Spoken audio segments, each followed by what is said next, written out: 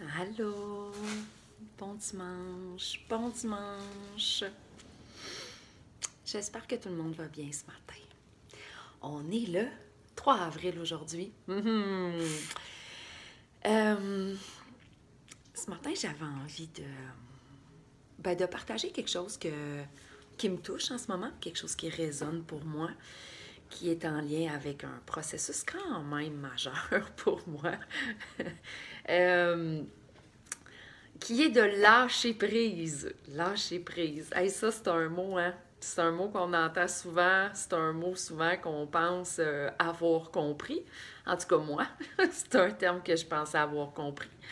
Mais dernièrement, je fais face à des choses et comment je dirais?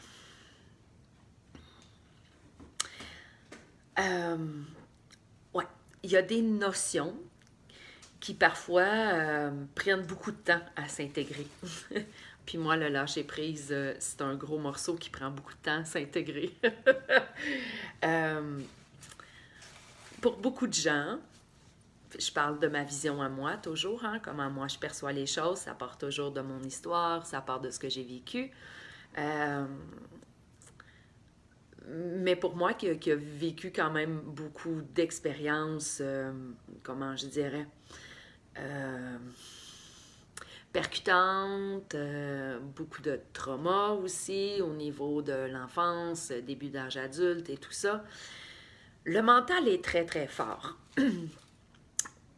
Dans le fond, la manière que je vais l'expliquer, c'est que quand pendant longtemps, on entretient comment je dirais, on survit plutôt que de vivre, le mental est très, très, très, très contrôlant et très fort. Ça prend toute la place dans notre schéma de pensée, dans notre psyché. Alors, c'est vraiment les peurs, les manques et tout ça qui naviguent, qui conduisent notre vie. Elles sont les directrices de nos décisions, de nos choix, de nos gestes, de nos paroles, de nos réactions, de nos blessures et de tout ça. Puis, moi, en ce moment, je suis en train de terminer un cursus de technicienne en hypnose, puis ça me fait voir plein de choses et ça me fait surtout jouer dans des sphères et dans des parties inconscientes de ma psyché qui me font prendre conscience que pour moi, de lâcher prise, il y a des parties de moi qui voient ça comme un danger. Je m'explique brièvement. Dans mon existence à moi, le contrôle est devenu un mécanisme pour assurer ma sécurité. Est un mécanisme qui s'est construit pour éviter de se sentir en danger. Et c'est aussi ces parties-là de moi qui ont fait que j'ai traversé un paquet d'événements et un paquet d'expériences drôlement challengeantes, percutantes et blessantes. Il ne faut jamais oublier que, bon, notre esprit crée et que je suis responsable de tout ce qui a été créé dans ma vie. Mais si on enlève, c'est pas qu'on enlève, mais si on met ça de côté, pour moi, en ce moment, je suis vraiment en train de prendre conscience à quel point c'était très difficile pour moi de lâcher prise. Parce que lâcher prise, pour moi, ça voulait dire ça veut dire pour mes parties blessées, pour mon ego, de me remettre à la merci des coups, des choses qui peuvent être extrêmement difficiles dans l'existence. Puis en ce moment, je suis en processus d'arrêter de fumer le tabac. Bon, ça paraît pas super bien de fumer la cigarette dans notre société maintenant. On sait toutes que c'est mauvais, on sait toutes que ça nous apporte pas grand-chose, que ça coûte cher, que c'est pas bon pour la santé, que ça pue, etc. Mais à quelque part, moi, je trouve ça intéressant, mon processus en ce moment. Parce que moi, j'ai débuté de fumer la cigarette, j'avais à peu près 12 ans. Sous la permission de mes parents, évidemment, c'était très en mode dans ce temps-là. On fumait même chez nous, on fumait dans le champ, on fumait partout, tu sais, tout le monde fumait. Là, je veux dire, on fumait même la cigarette dans le café étudiant de mon cégep. Dans le temps, je m'en rappelle. Ceci dit, ce que je trouve intéressant par rapport à ça, c'est de me rendre compte que j'ai arrêté de fumer la cigarette pendant 6 ans après la naissance de ma fille. Et j'ai recommencé parce que ça arrive des fois qu'on pense qu'on est au-dessus de ça puis ça nous rattrape. Mais ce que je veux dire par rapport à ça, c'est que ce que je réalise à travers cet enjeu de tabac, je vois un mécanisme beaucoup plus grand, beaucoup plus vaste qui amène à se dissocier, qui amène à se déconnecter. Et en ce moment, je trouve ça beau, puis je trouve ça extrêmement confrontant de réaliser que à 46 ans, je me déconnecte aussi souvent de mon corps, de mes ressentis, de mes émotions.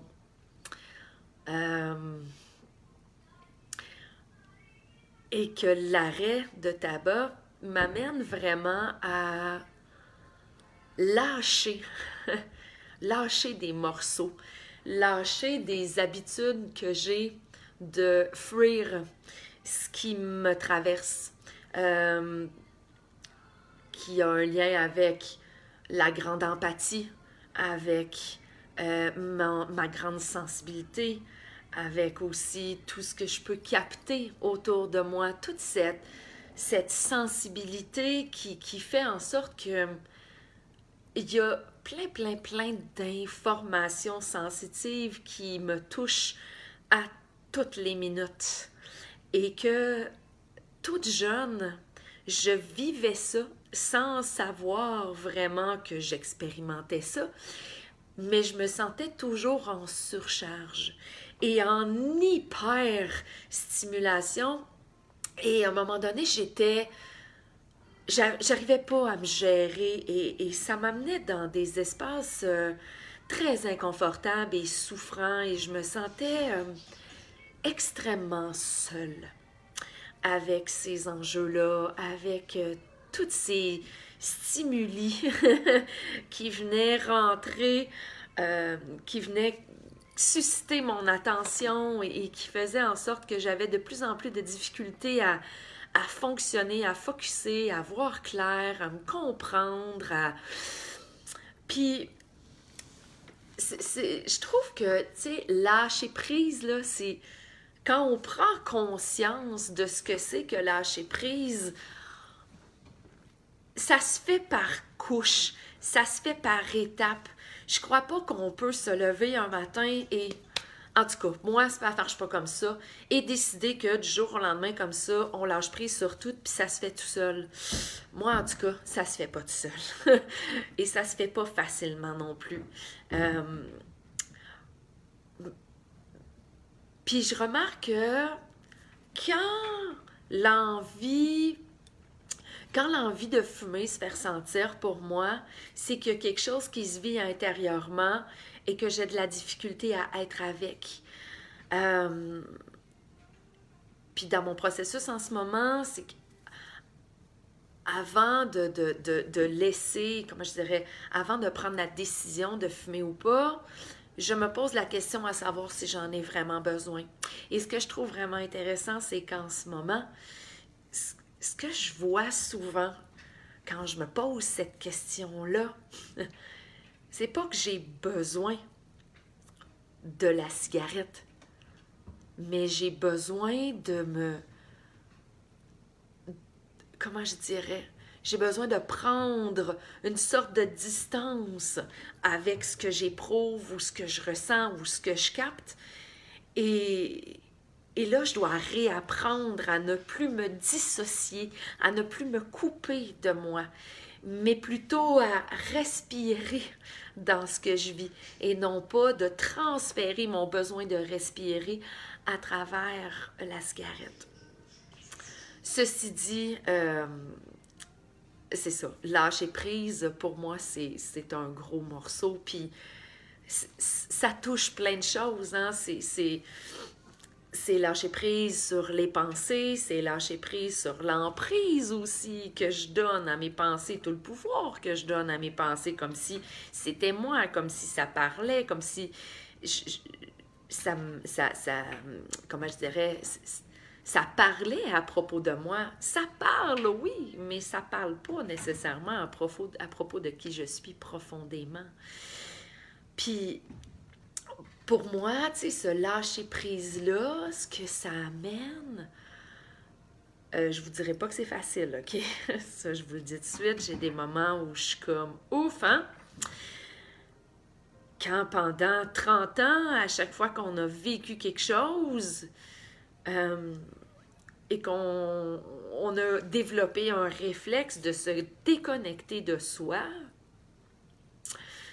pour fonctionner, parfois ce qu'on ressent et ce qu'on vit, c'est gros. Puis c'est difficile de respirer dedans, vraiment. Puis, mais c'est magique. C'est magique parce que quand on respire dedans, ça change toute la dynamique. C'est comme si ça vient, premièrement, on réalise que la respiration, quand on s'assoit dans notre respiration, il y a quelque chose qui se détend intérieurement. Et il y a quelque chose aussi qui se désidentifie. Et ça crée comme un espace pour accueillir.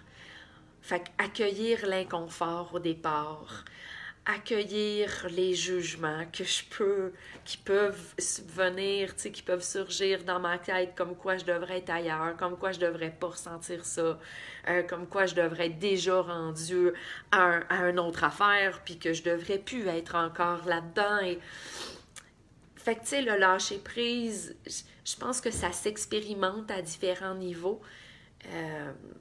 Puis moi, en ce moment, je suis vraiment dans la gratitude d'expérimenter ce lâcher-prise-là à un autre niveau.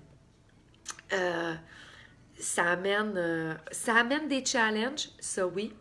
Ça amène des défis, mais ça amène beaucoup de paix. Et ça amène plus de présence. De présence à moi, de présence à l'enfant en moi, à ce qui a été blessé, à ce qui est déclenché en moi. Puis je trouve ça vraiment intéressant comme processus. Puis aussi, tu sais, de lâcher prise sur où est-ce que je suis en ce moment. Parce que depuis quelques semaines, il y a quelque chose qui se jugeait énormément d'être encore dans ces processus de rencontre de moi, d'apprendre à aimer des parties de moi que ça fait des années que je travaille pour changer, modifier, transformer parce que j'avais pas envie qu'elle soit ce qu'elle soit, tu sais. Et ça amène, c'est ça, il y a quelque chose qui en ce moment n'est pas encore dans un processus de prendre ma place, de prendre ma parole, de me montrer, d'être sous les projecteurs. Puis dernièrement, je me suis beaucoup comparée à un tas de personnes de mon entourage et plus ou moins proches qui en ce moment ont des sorties incroyables, se manifestent, se mettent sous les projecteurs, font leur offre, amènent vraiment leur contribution. Puis il y avait quelque chose qui était fâché de ne pas être rendu là. Je me jugeais énormément. Excusez pour le bruit, j'ai 2 chats qui sont complètement cinglés ce matin. Ils sont fous, là. Ils font beaucoup de bruit, je suis désolée. Et c'est ça, il y a quelque chose qui était fâché. J'étais en colère de ne pas être rendue là, puis je me comparais, puis là, je m'enlevais beaucoup de valeur, puis Puis la semaine dernière, j'ai eu une lecture de tarot avec une de mes élèves, qui d'ailleurs a un don extraordinaire, mais qui m'a vraiment donné un portrait de ce qui se passe en ce moment pour moi.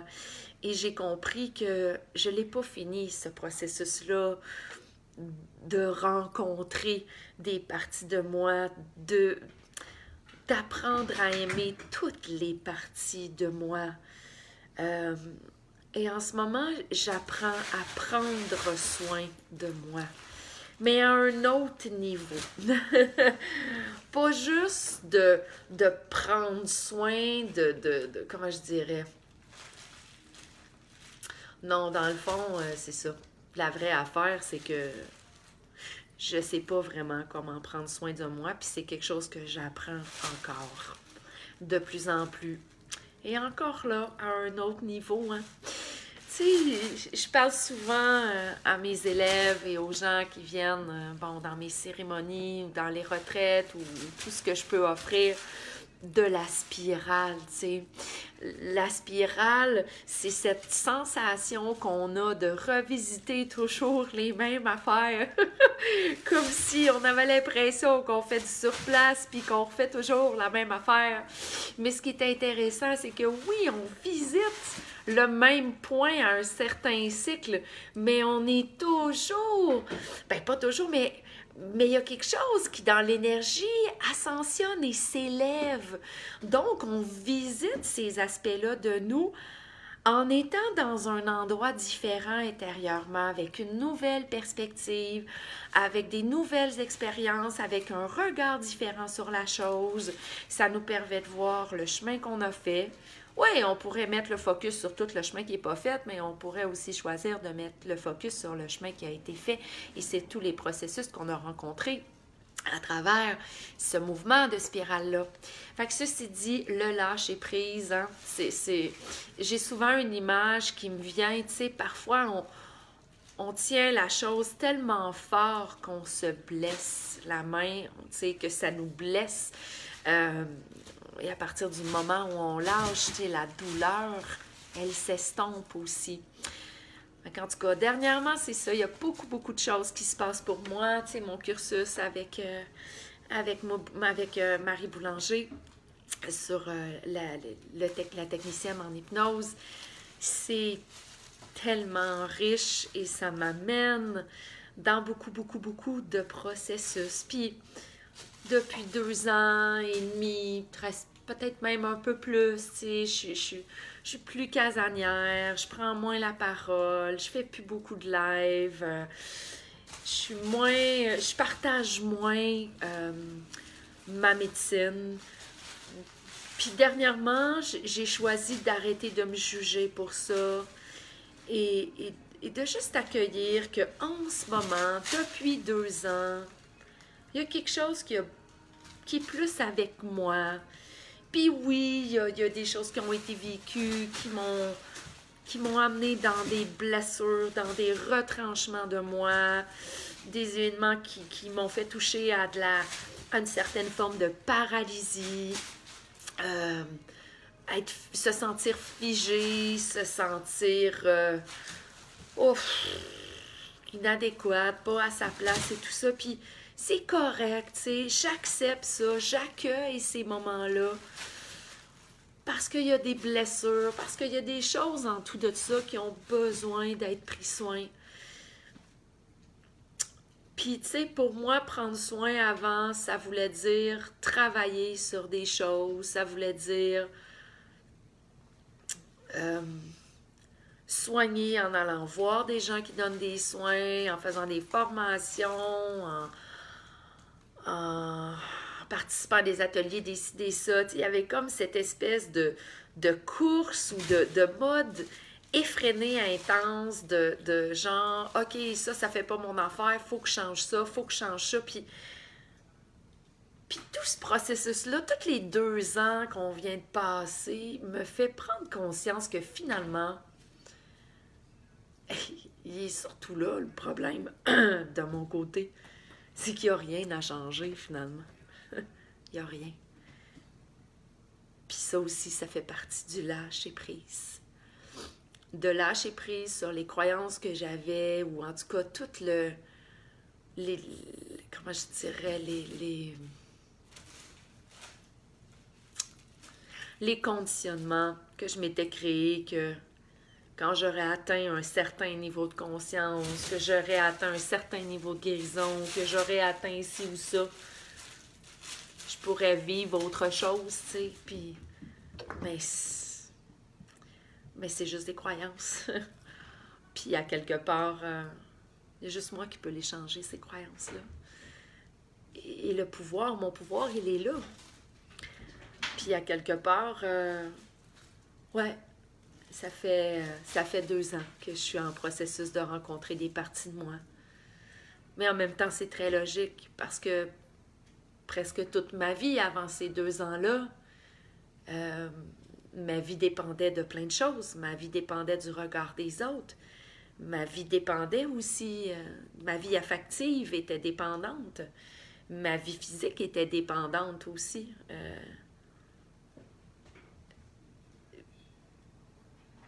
Puis, tu sais, se libérer de ces choses-là, oui, ça se fait de façon rapide, mais après ça, il faut marcher le chemin. Hein? Il faut...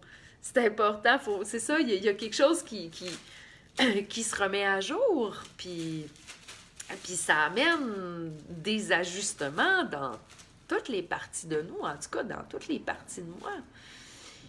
Fait que dernièrement, j'avais vraiment l'élan de participer, de m'inscrire à un programme de leadership pour, tu sais, trouver ma voie, trouver ci, puis j'ai pas trouvé les ressources financières pour y participer, puis après, j'ai compris pourquoi. Parce que j'ai plus besoin de rien de ça. Ce que j'ai besoin, c'est de prendre soin de moi en mettant en pratique tout ce que j'ai appris depuis les 15 dernières années.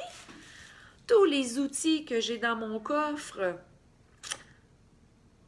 ça demande plus d'intégrité de ma part. Facile pour moi de savoir ce qui est bon pour les autres, puis même si moi je sais ce qui est bon pour moi, souvent je le fais pas. Je le mets pas en action, si on veut. Fait que tout ça, c'est intéressant. Ouais. C'est peut-être un peu décousu, mon live ce matin, puis c'est pas grave, c'est ça. J'avais un élan de juste nommer ce qui est là pour moi. Je suis peut-être pas la seule, je suis sûrement pas la seule à vivre ça, à l'avoir expérimenté ou à être dedans en ce moment, ou peut-être que ça amènera en tout cas des ouvertures ou des prises de conscience pour ceux et celles qui sont un peu dans ce cheminement-là et qui ne comprennent pas ce qui se passe. Parce que c'est ça, hein, ces processus-là, ce que ça m'apprend, c'est que c'est ça. Toutes les dépendances que j'ai eues, dépendances, comment je dirais, toute forme, mais tu sais, la dépendance, ça a tout plein d'aspects, là, mais ça a fait en sorte finalement que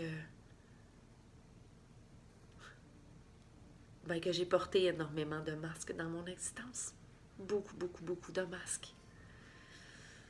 Puis que là, il y a quelque chose qui pousse très, très fort dans l'énergie puis en moi. Et je pense que mon âme sait aussi que je suis rendue là, de cultiver la présence. Puis la présence, ça veut aussi dire être présent à ce qu'on ressent, être présent à ce qu'on voit de soi, être présent à nos inconforts, être présent à nos déclenchements, à nos émotions, à nos peurs, à nos élans, à nos désirs, à nos rêves aussi. Fait que bref, voilà, lâcher prise. C'est étrange ce matin parce que je vois le petit œil au-dessus de mon écran qui me dit qu'il y a des gens qui sont là, mais je ne vois pas de nom, puis je vois rien du tout, je vois pas de commentaires. Des fois, ça fait ça. Fait que si jamais il y en a qui m'ont fait des coucous ou qui m'écrivent, c'est pas parce que je veux pas vous répondre, c'est que je vous vois pas ce matin. bon, j'imagine que c'est ce qui est là. Hein? Je dois lâcher prise et juste accepter que c'est comme ça ce matin. Euh, voilà. Alors aujourd'hui, pour prendre soin de moi, je m'en vais déjeuner avec une amie ce matin et j'apprends aussi à recevoir ces temps-ci parce que toute ma vie, j'ai donné énormément en ayant quand même beaucoup de difficultés à recevoir.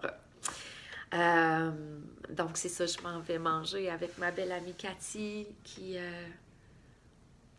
un élan de cœur super généreux, qui m'a invitée cet après-midi à l'assister à un concert de bol de cristal. Ça me touche vraiment beaucoup. Fait que ce matin, je me suis levée avec ça. Il y a quelque chose de sensible en moi. Il y a quelque chose de calme et de très à l'écoute ce matin. Fait que je suis vraiment contente d'aller vivre ce moment-là avec mon amie Cathy. Et c'est ça, de pouvoir prendre du temps pour prendre soin de moi, puis nourrir des aspects de moi, puis voilà. Alors, en ce beau dimanche, à ceux et celles qui étaient présents et présentes ce matin, je vous remercie de m'avoir écouté. Merci d'avoir été là et je vous souhaite un magnifique dimanche rempli de douceur, de présence, de magie, d'amour, de bienveillance et de lâcher prise. Alors, passez une belle journée tout le monde. On se reparle bientôt quand le moment sera là pour moi. Je vous embrasse. Prenez soin de vous autres. À bientôt. Bye.